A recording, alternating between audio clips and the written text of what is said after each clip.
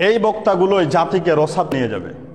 যেই বক্তা স্টেজে চড়ে গান করে, যেই বক্তা স্টেজে চড়ে গীত বলে, মিথ্যা কথা বলে মানুষদেরকে হাসায়, এরা কোনো সময় ইসলামিক বক্তা হতে পারে না।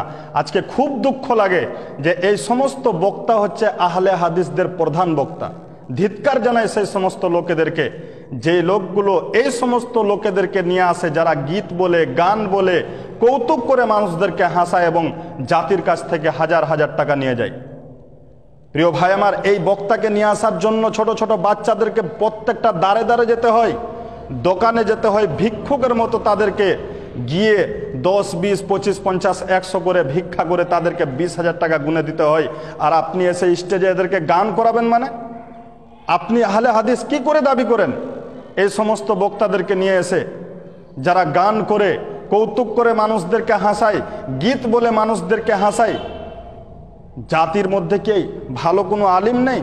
আপনি একটা প্রধান বক্তা করতে চাইছেন, এমন লোককে নিয়ে আসছেন প্রধান বক্তা হিসাবে যারা এসে জাতিকে হাসায়, কৌতুক করে, কোরআন হাদিসের কোনো ধার ধারে না। এই বক্তাদেরকে বাইকাট করুন, না হলে জাতি রসাদ তলে চলে যাবে। এই বক্তাকে বাইকাট করার দায়িত্ব আপনার।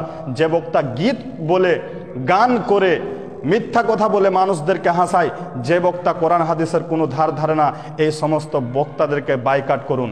আমি বক্তার বিরোধী নই, কারণ আমিও এই লাইনের একজন ব্যক্তি।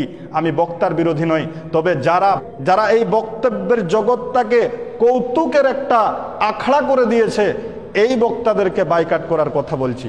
আল্লাহ যেন আমাদেরকে তৌফিক দান করে, আমিন।